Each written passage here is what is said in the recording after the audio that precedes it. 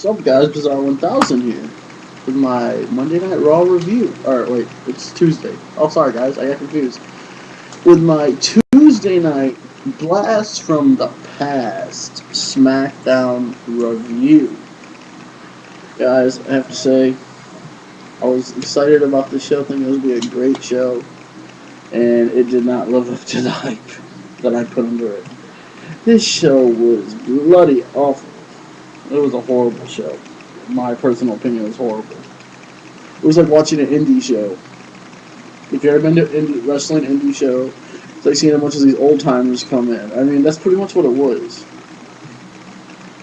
We started off with somewhat fairly new. Sheamus comes out and apologizes to the referee. Then John and the Universe and everybody else, all the referees, and then John Lawrence comes out. John Laryngitis comes out and says, I want you to apologize to the referee. He does it again. I want you to apologize to the world, all the referees, everybody.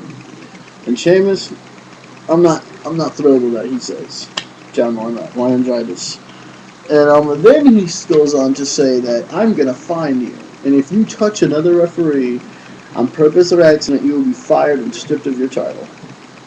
So that was interesting. And he told him, you and your partner, Mean Gene. Well, you see Mean Gene start introducing Sheamus, so that was kind of cool. He says, your tag team partner tonight will be Mean Gene versus Daniel Bryan and Alberto Del Rio.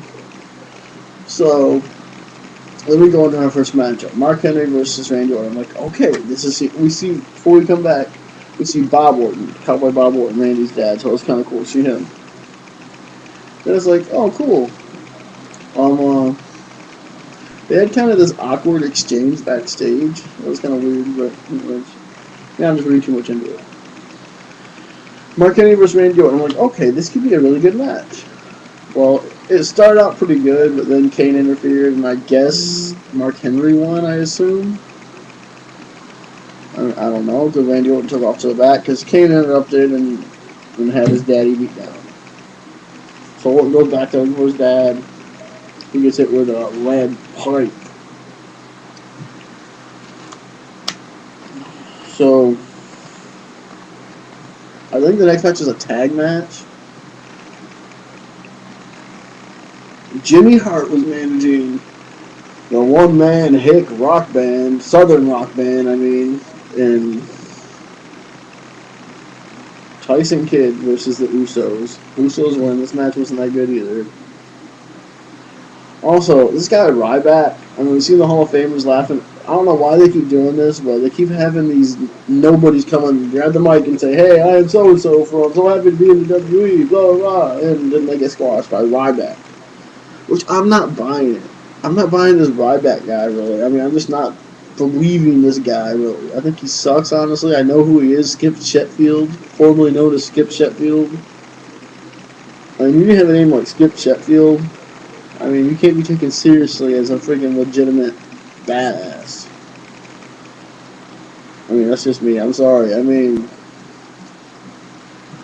I just don't really like the guy, and I don't know. Maybe it's because he's a white Southern dude. No offense to Southern dudes. I'm from the South too, so not originally, but I'm from the South. But anyway, I'm just not buying this guy. I'm just not buying this Ryback. I didn't like the name. Anyways, he ends up beating some nobody. I didn't know the guy's name. Also we have, what am I missing? I feel like I'm missing a match, guys. Let me think. Daniel Bryan does the Piper's Pit. Piper calls him a no good. People who abuse women are cowards, and yes, they are. Which I just don't like the storyline they put Daniel Bryan under as a coward and a woman abuser. But he's rocking the yes shirts. They get crowds going nuts, yes, yes, yes. Which the WWE is dialing it down. Simply because they don't want Daniel Bryan to get cheered. So they're messing with the audio where you don't really think. I guarantee you Daniel Bryan got a lot more cheers live than you think. Than people hear on TV. That's why they're keeping him off Raw, because it's live. Because they don't want a heel like... And Sheamus, you could hear boos when Sheamus was talking. I mean, you can literally hear people booing him. Like, they don't like. I mean, I felt bad for Sheamus, honestly, when Sheamus was out there earlier, simply because for the WWE screwing over Daniel Bryan that way, and to me they screwed him over in that match, which made him a bigger star now. But Sheamus to win that quickly, and everyone knows follows Daniel Bryan that he can wrestle, and they robbed all the so-called internet fans from a great match. Like me personally, I'm a huge Daniel Bryan fan, Bryan Danielson, whatever you want to call him, since way back when. And I know he can wrestle, and I know he's a great. I didn't care that he lost the match. I don't care that he lost. He's been champion for about 4 months. He was champion for 4 months. That's a great run for anybody. Christian didn't get a run last year. My problem with it is that they could have given us a great match to start off WrestleMania. Instead, you do that. I didn't like that part of it. But Piper just berating him. AJ comes out and he says, "AJ, if you ever..." And Piper's just trying to say, and it was just so boring and so stupid. I thought how they did it. But what are you gonna do? That's just them trying to get Daniel Bryan more heat, I guess. Oh, that was kind of stupid. Daniel Bryan slaps Piper. We see some segment. Cody Rhodes and his dad comes out, and Big Show comes out fucking like Dusty Rhodes, which I can't do it, so I'm not gonna do it. There's some funny stuff on Twitter they kept doing where the Twitter was kind of funny. And it just seems like all these the announcers of today are just killing the wrestlers in the ring now. All they care about is getting themselves over. They don't care about what's going on in the ring anymore. It's just like, well, this blah blah, this is trending, and I was on every SmackDown, and it's like they're not getting the stars over. That's what the announcers are supposed to do. They're supposed to draw you in and tell you a story with the story being told in the ring. I mean, it's just so pathetic. Anyways, which I thought it would have been so cool to have JR calling that match Monday when Brock busted up Cena. I thought that would have been sweet. I can hear JR just saying, like, "Down go Cena, down go Cena." That would have been great. Anyways, we have Dusty comes out. He gets this huge pop, which everyone says he will, and well, you knew he would. It's Dusty. It's American Dream. And then we also have Big Show come out and show him an old dashing tip when they used to do dashing tips, which is kind of funny. Using lip gloss, that was funny. We see Hacksaw Jim Duggan in a match, which is horrible. He took on these Mexican guys. Sergeant Slaughter came out and blah blah. It was really stupid. We also have Great Khali and Natalia, and I think it was Alicia Fox. I wasn't going to pay attention. I didn't care. I was getting Drew McIntyre and the Bella Twins. And Drew McIntyre's like, "Screw this, I'm better than this." And he walks off. And they lose, but still, it's funny. 30-second Divas match. What do you expect from the WWE?